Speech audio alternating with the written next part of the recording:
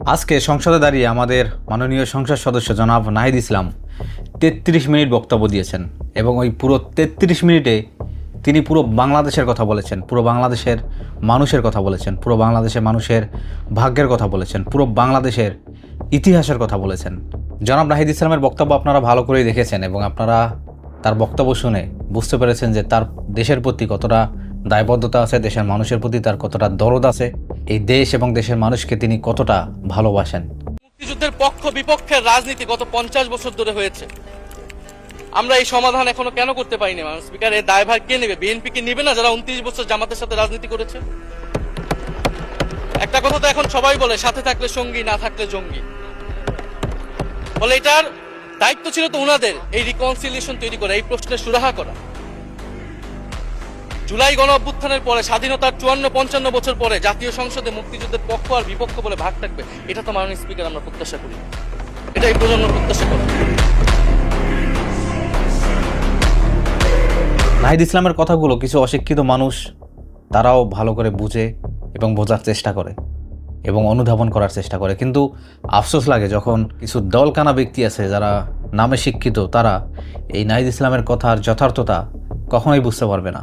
ওই যে একটা কথা আছে না, দল ক্ষমতায় থাকলে কারেন্ট গেলেও গরম লাগে না, ঠিক সেরকমই।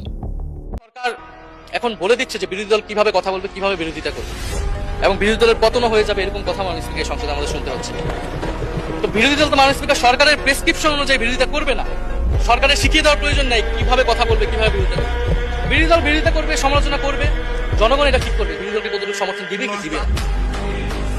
সো আপনাদের কাছে অনুরোধ থাকবে, আসুন যুক্ত হন জাতীয় নাগরিক পার্টি এনসিপিতে। আমরা সবাই মিলে ঐক্যবদ্ধ হয়ে একটি ইনসাফের বাংলাদেশ তৈরি করব ইনশাআল্লাহ।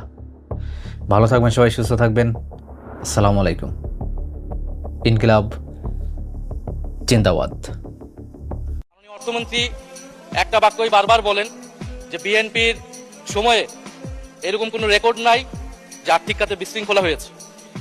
উনি কিছুক্ষণ আগে অস্বীকার করলেন যে বাংলাদেশ ব্যাংকের গভর্নর একটা রাজনৈতিক নিয়োগ, তাদের দলের নির্বাচন কমিটির সদস্য, এবং তিনি এটা অস্বীকার করলেন।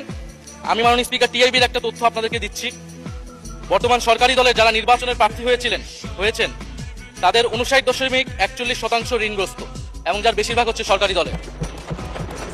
সংসদ সদস্যদের 11,000 কোটি টাকার বেশি ঋণ রয়েছে, যার অধিকাংশই সরকারি দলের। এদের অধিকাংশই ঋণ খেলাপি ছিলেন, নির্বাচনের আগে কিছু টাকা ঋণ দিয়ে পুনঃতফসিল করে নিয়েছেন। এবং বর্তমান যে বাংলাদেশ ব্যাংকের গভর্নর, তার স্পেশালিটিটা কি? তার স্পেশালিটি হচ্ছে এই ঋণ পুনঃতফসিল করা, এটাতে তিনি এক্সপার্ট। ফলে তাকে বাংলাদেশ ব্যাংকের গভর্নর কেন দেওয়া হয়েছে এটা খুব পরিষ্কার মাননীয় স্পিকার। এই যে হাজার হাজার কোটি টাকার ঋণ, সেই ঋণগুলো যাতে ঋণ পুনঃতফসিল করতে পারে, সেই সুযোগ সুবিধাটা করে দেওয়ার জন্যই বাংলাদেশের ইতিহাসে প্রথমবারের মতো একজন ব্যবসায়ীকে বাংলাদেশ ব্যাংকের গভর্নর দেওয়া হয়েছে। ফলে জাতির সামনে এই জিনিসগুলো পরিষ্কার হয়েছে। এখন সামনের আর্থিক খাতে আরো নিয়োগ তারা কি বিবেচনায় দিবেন, এই জন্য আমরা তাদের উপর আস্থা রাখতে পারছি না।